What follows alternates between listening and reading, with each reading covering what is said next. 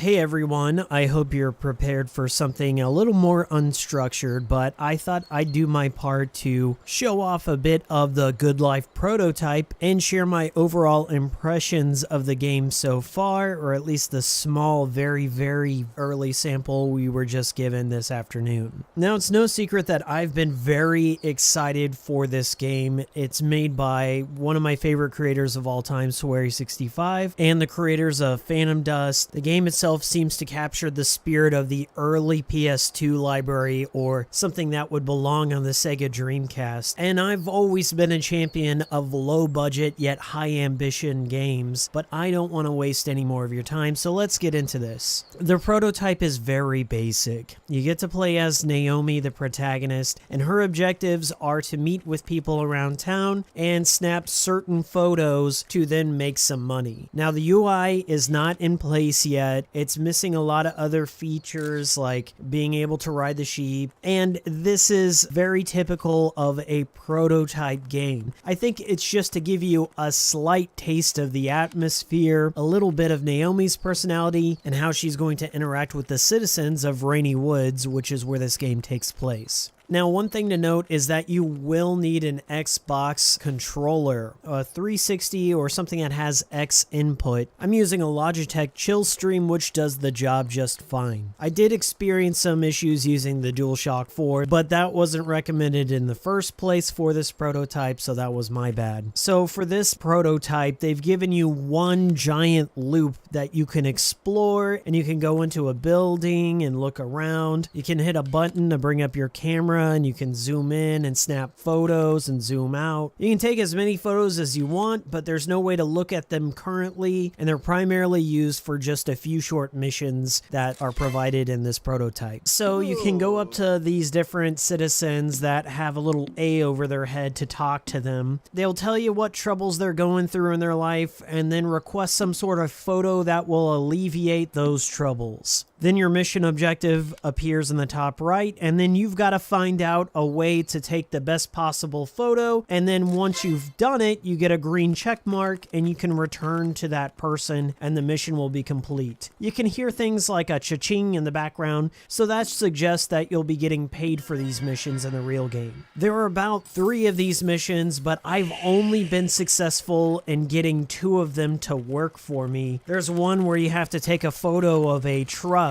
and I was running around trying to snap photos of it, but my pictures were turning out all blurry. And then I decided to pick up one of the objects on the road and try and block off the truck to slow it down so I could get a better photo, and it worked. That one little side quest gave me enough hope that there were going to be a lot more unique ideas like that in the final game. There's also a third mission with William where you have to take a photo of his sister-in-law who's allegedly cheating on her husband, and I was able to find her smooching with some guy, and I took several photos and I tried all these different angles, but I wasn't able to complete the quest. Maybe I'm not seeing something, or maybe it's a bug, who knows. Anyways, I think I got enough from this little experience to feel more confident in the overall game and what it's going to be about. So my overall impression so far is that The Good Life is supposed to be something along the lines of Animal Crossing, where Naomi accrues a lot of debt, and then she has to take up these missions for people, either taking photographs or other odd jobs to earn money to pay off that debt. And then there's going to be kind of that deadly premonition, very detailed and nuanced characters, so I kind of got a feel for Swery's writing and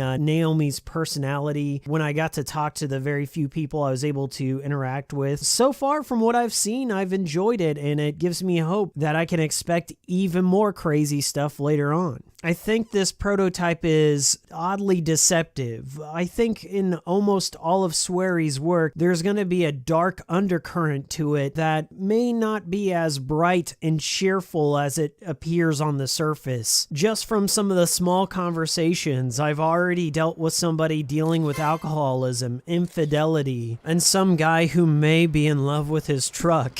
They're very subtle beats right now, but I think they'll be expanded upon in the final game. My biggest concern is that many people who will try the prototype will walk away thinking that this is all the game has to offer. And I feel like this was a goodwill gesture by Swery and his team to give backers or potential backers some confidence that they are moving along in this game. So far, the experience is very bare bones, and yes, it does have its host of glitches and issues, but this stuff gets smoothed over as time goes along. Now, there's only 9 days left in the campaign, so if you're still on the fence about backing this game, I'd say give the demo a try for yourself and then read up on the campaign, all the promised features coming out, all the different reward tiers. There's something in there for everyone. I think there's a lot of heart behind this project, and if you want to see more low-budget, high-ambition games come out in the future, then consider putting your money where your mouth is and help bring this game to life. You only have a short amount of time to back this game. It's over halfway funded. I hope some whales come out there with some big old money bags, but really any little bit helps. Spread the word. I've told all my friends. A lot of them have considered or have backed, and I think you should do the same. Quick aside, after I beat all the side quests, I made it my main objective to try to flip that red truck that kept driving around town in a circle. So what I did is I started picking up all these objects I found and making a barrier and trying to flip it from behind. I found the most success when I picked up a potted plant and ran at it head on. It fishtailed, it turned around, and somehow I got flung into the air over the boundaries, and I was able to explore some of the scenery after that. No, I didn't find anything extra, no Easter eggs or anything like that, but I thought it was cool to get a different perspective on the world. But hey, try it out for yourself. Pick up a potted plant and go to town.